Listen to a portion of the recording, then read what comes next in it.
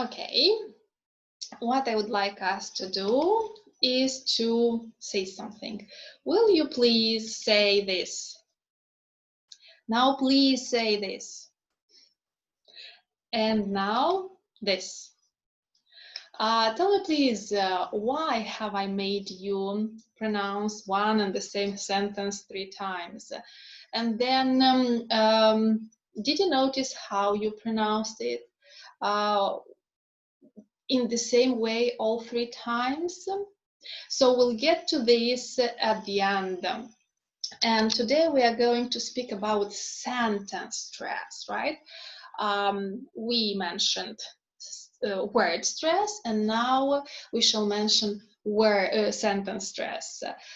It is extremely important, particularly for English, because this is a stress-timed language or asynchronous language. What does it mean? It means that stresses within an utterance occur at regular intervals within connected speech. The duration of the utterance depends on the number of stresses and not on the number of syllables. And that's why, in order to achieve these regular stress intervals, unstressed syllables are made shorter. And the vowels often lose their quality. Many, right, quite a lot of them are reduced towards schwa, others towards I or U. Okay, and here we have an example, right? They live in an old house. Okay, pay attention what where the stress in the word in the words is. Okay, then the next one. They live in a nice old house. They live in a lovely old house. They live in a delightful old house.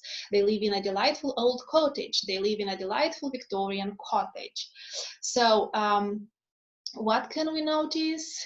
That the duration of the utterances is the same. So it does not depend on the number of the syllables. It depends only on the number of the stressed syllables within an utterance. Now, let's mark the stresses in this utterance. So what words would you stress? What do you think? So actually you will not stress every single word. You will just stress the content words. And which are the content words? Leaves, house, and corner. How do we call the other words? They are called function words. And these words are always unstressed.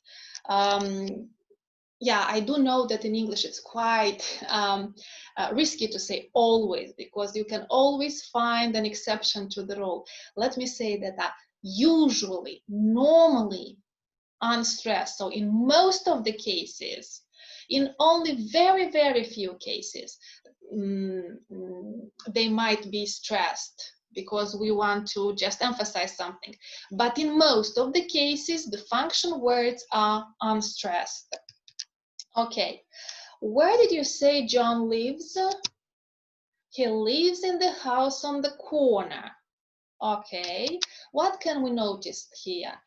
That corner is the most important word in this utterance. Why? Because it answers to the question, where did you say John lives? And that would mean that this is the tonic syllable in the utterance. So a tonic syllable is the most stressed syllable in the utterance, and it is longer, louder, and here is where the pitch of the voice goes either down or up.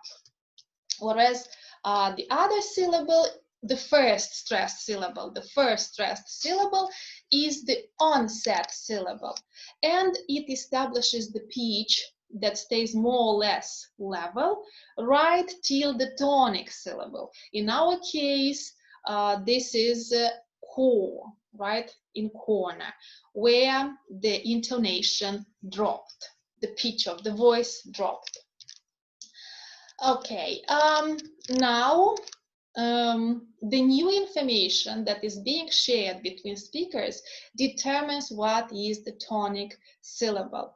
Okay, so John lives in the block of flats on the corner, doesn't he? Okay, no, he lives in the house on the corner. Pay attention how it changed, right? So the tonic syllable in the first case was on the corner because it answered the question where, right? Here already, the new information is house. That would mean that the tonic syllable will be on house. John's buying the house on the corner, isn't he? And he already lives in the house on the corner.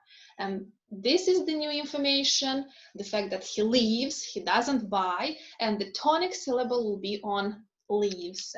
What follows afterwards is called tail, and usually follows the pitch of the tonic syllable.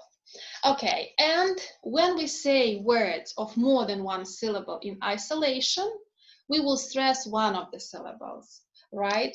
But when we arrange words together in an utterance, certain syllables will be stressed in order to convey the most important new information. And that would mean that the normal stress within some words would be cancelled. And intonation is used to give further subtleties of meaning to the syllables we have chosen to stress. Now I would like to draw your attention to the strong forms and weak forms in English.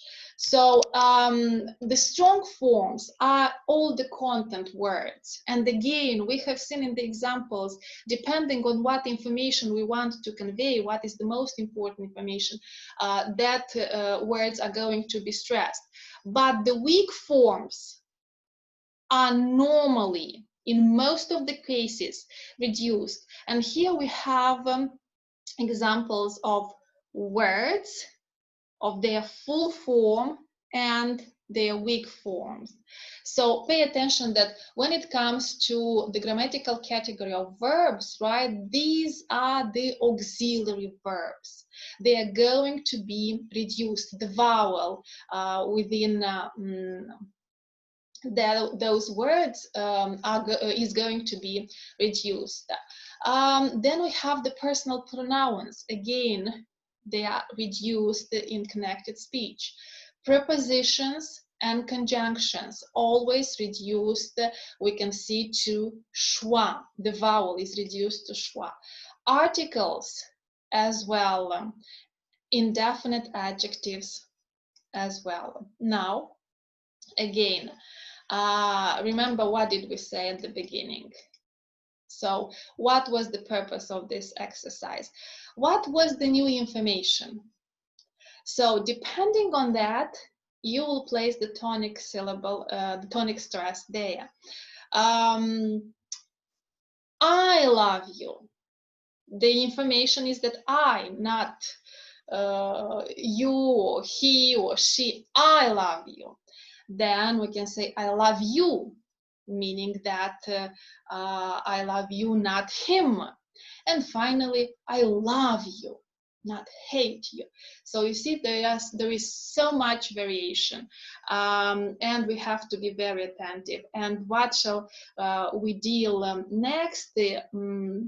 Deal with next is definitely intonation, because intonation carries quite a lot of meaning to what we are trying to say and convey.